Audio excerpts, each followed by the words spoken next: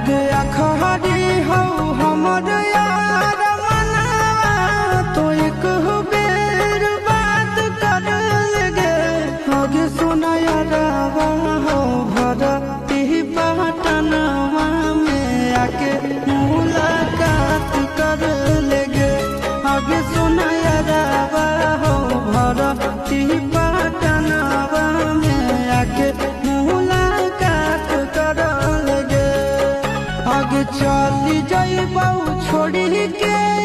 दुनिया विदाई अपने हाथ कर लगे